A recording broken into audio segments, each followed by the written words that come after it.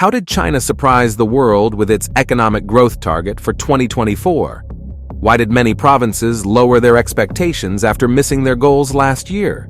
What are the challenges and opportunities facing the world's second-largest economy amid the pandemic and the property crisis? We will analyze China's modest 5% growth target in 2024 and what it means for its long-term development and global influence. Stay tuned. China, the world's second biggest economy, has set a growth target of around 5% for 2024, a low figure that has caught many observers off guard who expected a more aggressive goal from the Asian powerhouse. The target, announced at the start of the National People's Congress annual meeting on Tuesday, matches last year's rate, which was the weakest in almost 30 years. China's GDP grew by 5.2% in 2023, matching the government's target of around 5%. But at the provincial level, 15 out of 31 regions fell short of their targets. Heilongjiang, which trades a lot with Russia, grew by only 2.6%, far below its 6% goal. Jiangxi and Henan also missed their targets by a wide margin. Even Shanghai, which was under strict lockdowns in 2022, did not reach its target for the second year in a row. Policy insiders think China will set a similar target of around 5% for 2024, as the property slump, weak private sector, and low consumption weigh on the world's second-largest economy. China's GDP used to grow by at least 6% every year before COVID-19. However, analysts doubt that the economy can achieve that target even with more stimulus, given the weak demand and the property crisis. Some have argued that China should drop its GDP goals and adopt more flexible policies. According to official statements and local media reports, only 5 of the 27 regions that have announced their 2024 targets are aiming for higher growth than in 2023. Wang Jun, the chief economist at Huatai Asset Management, said the local government's 2024 targets are more mild and realistic, considering the widespread missing of targets. He said most of the 12 regions with heavy debt burdens have lowered their targets. These regions, which face a high risk of defaulting on their debts, include 7 provinces such as Liaoning and Jilin near North Korea, Guizhou and Yunnan in the southwest, 3 autonomous regions, and the cities of Tianjin and Chongqing. China has told these indebted regions to postpone or stop some state-funded infrastructure projects as it tries to control debt risks while stimulating the economy, Reuters reported last week, citing sources. Bruce Pang, chief economist at Jones Lang LaSalle, said the local governments have less ability to boost their economies as their fiscal revenues have fallen due to the property downturn. Public confidence. At a key economic meeting in December, top leaders asked major provincial economies to lead the growth and contribute more to the national economy.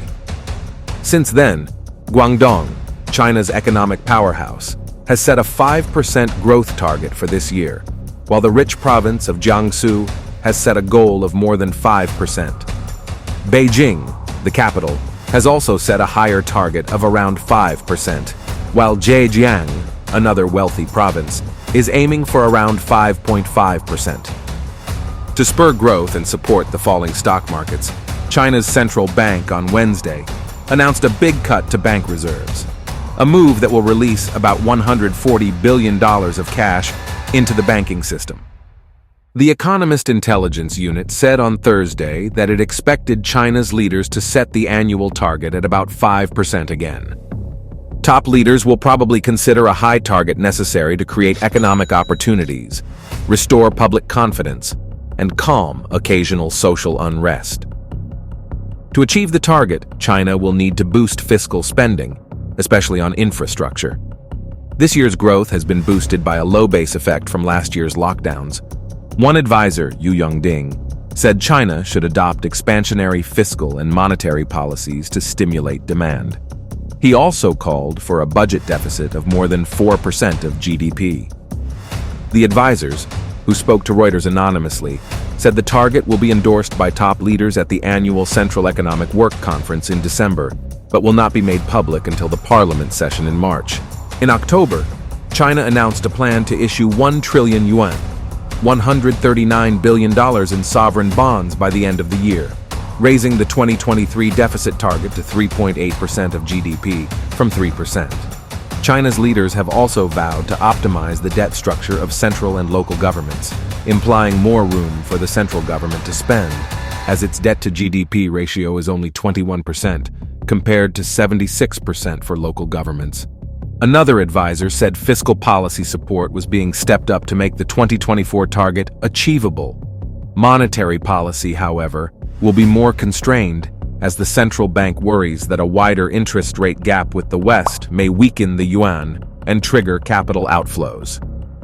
Guan Tao, a former official at the foreign exchange regulator, said monetary policy could have more space if China tolerated more exchange rate fluctuations. Reforms versus stimulus. China's economy grew by only 3% in 2022, its worst performance in decades. A Reuters survey in October showed that economists expect it to grow by 5% in 2023 and 4.5% in 2024, though some have revised their forecasts upwards. In 2022, President Xi Jinping outlined a long-term vision of Chinese-style modernization at a party meeting. The goal was to double China's economy by 2035, which, according to government economists, would require an average annual growth of 4.7%. The weak post-COVID recovery has led many analysts to call for structural reforms that shift the growth drivers from property and infrastructure investment to household consumption and market-based resource allocation. Without such reforms, they warn that China may face Japan-style stagnation in the coming years. Beijing has been trying to reduce its dependence on property and invest more in high-tech and green sectors, but it has failed to lift consumer and investor confidence. Policy insiders think more fundamental changes, especially market-oriented reforms, are unlikely due to the political climate, where the state has tightened its grip on the economy, including the private sector. What are the reasons and implications of China's cautious growth target? And what does it mean for the global economy and its development? Here are some possible answers. A realistic and cautious approach. One reason for China's modest growth target is that it reflects a realistic and cautious approach to the current economic situation, both domestically and internationally.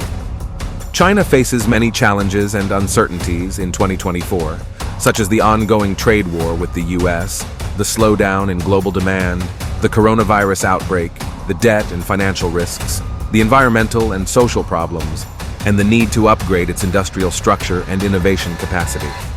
By setting a relatively low target, China signals that it is not fixated on high-speed growth, but rather focuses on the quality and sustainability of its development. It also leaves room for policy adjustment and flexibility in case of unexpected shocks or difficulties. A shift to a new growth model. Another reason for China's modest growth target is that it indicates a shift to a new growth model that relies more on domestic consumption and innovation rather than exports and investment. China has been trying to rebalance its economy for years, but the process has been slow and uneven. The trade war and the pandemic have exposed the vulnerabilities and limitations of China's old growth model and forced it to accelerate its structural reforms and transformation. By setting a lower target, China shows that it is willing to accept slower but more balanced and stable growth, and that it is confident in its ability to unleash the potential of its huge domestic market and its innovative capabilities. It also demonstrates that it is committed to pursuing a more inclusive and green development, as reflected in its other targets for 2024, such as reducing poverty, creating jobs, improving public services, and cutting carbon emissions. A challenge to the world. China's 5% growth target for 2024 is not only a reflection of its economic reality, but also a strategic move to challenge the world order. While the target may seem modest compared to China's previous achievements, it is still higher than the global average and most of the major economies. Some analysts predict that China will account for about 30% of the world's growth in 2024 and surpass the US as the biggest economy by 2028. By setting a lower target, China is not giving up its global ambition or influence, but rather pursuing a more balanced and responsible development model. China is also signaling its willingness to cooperate with other countries on common challenges, such as climate change, public health, and multilateralism. China hopes that the US and other developed countries will respect its legitimate interests and rights and engage in positive dialogue and competition rather than negative confrontation and containment. China's growth target for 2024 is not only an economic goal, but also a political statement. It shows that China is confident in its own development path and its role in the world. It also shows that China is ready to face the challenges and opportunities of the post-pandemic era. So, what do you think about this? Will it be able to achieve it, or will it face more difficulties and risks? How will it affect the global economy and geopolitics? Let us know your thoughts in the comments below. If you enjoyed this video, please give it a thumbs up, share it with your friends, and subscribe to our channel for more videos.